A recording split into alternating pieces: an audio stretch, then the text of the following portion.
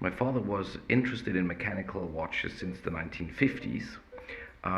Whenever he had some savings, he would buy a mechanical watch, whatever was at the time the top of the line. I remember how fondly he spoke of the Heuer chronographs, the Zenith del Primeros, the IWC engineers. That was kind of his passion. And throughout the 70s and early 80s, he became more and more frustrated as mechanical timepieces vanished and electronic and quartz became the new have to have. He then started looking for vintage watches with pawnbrokers, with flea markets, at auctions as well. And as a teenager, I was just looking over his shoulders and fell in love with these old mechanical timepieces.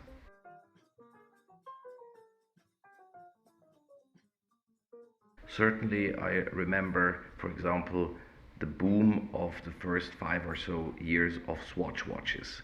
I was a teenager, and I remember experienced collectors of mechanical timepieces selling their Patek Philippe's and Rolexes to buy limited edition of Swatch. And then I remember how the Swatches became less trendy amongst collectors, and again, all my friends and collector friends started again very heavily buying mechanical watches. That was, for example, within the collector's market, quite an interesting shift.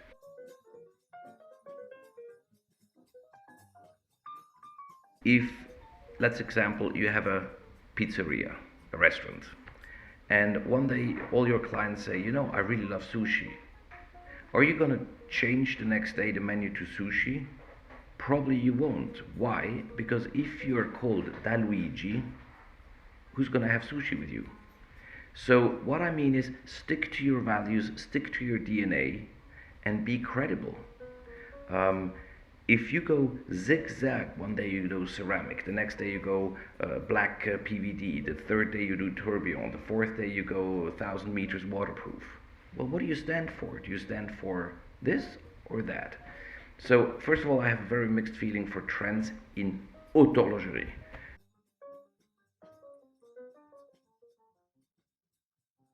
We see, of course, patterns, and my only conclusion is that the bidding pattern or the demand depends on who is currently spending the most.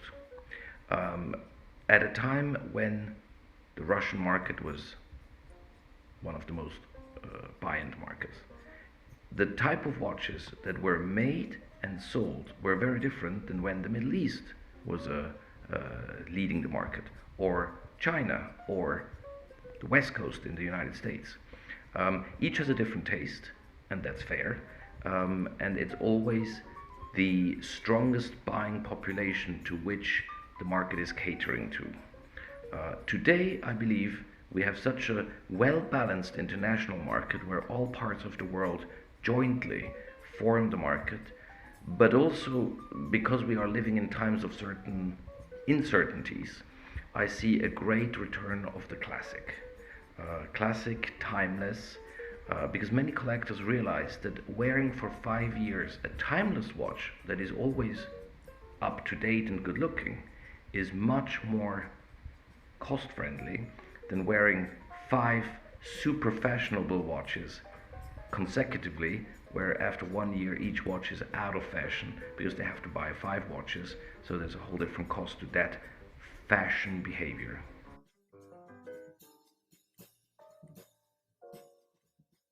I think first of all it's a great time for auctions today, and I don't believe that we have to worry today about the value of the rarest and finest collector's watches, and therefore we don't have to worry that there won't be transactions at a sustained level. I agree with you, there's an incredible desire, thirst I shall say, for culture, for identity. I think we all are longing to identity, to history, to personality, because everyone has the same mobile phone, everybody wears the same sneakers, everybody drives the same car. So how can you find romance, adventure, personality And one of those elements is collecting, appreciating vintage things, vintage wine, vintage fashion, vintage art, vintage cars, watches, and so forth. Of course, there's also the leisure industry that wants to give you those personalized experiences. You don't want to travel with 500 people in a bus. You want to go and discover a remote part of the world with your beloved ones alone. So it's all this individualism that plays. Auctions are, I think, a very good platform to establish the value of a piece. Because a value, whether it's a painting, a rare car, or a great watch, is not rationally defined by the weight, by the size, by the number of components. It's about non-rational elements: beauty, history, rarity, provenance, things that you cannot squeeze into a formula. And to many buyers and sellers, the one perfect way to sell or buy a rare watch is auction, because there, in the logic of supply and demand, it is trading at the correct price.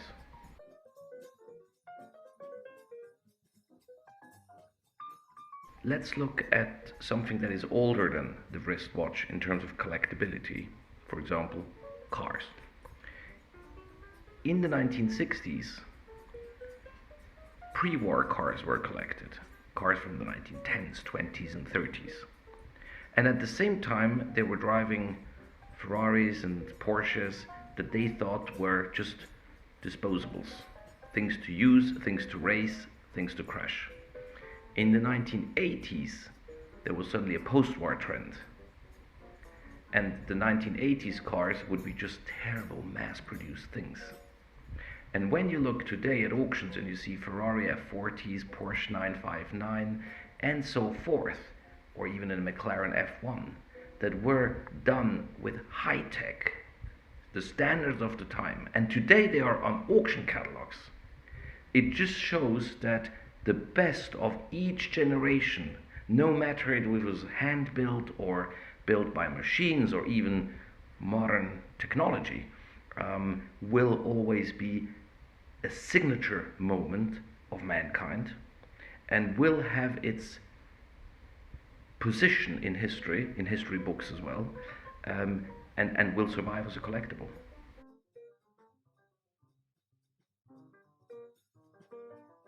Adrian, thank you for your interest, and also the best to you going forward.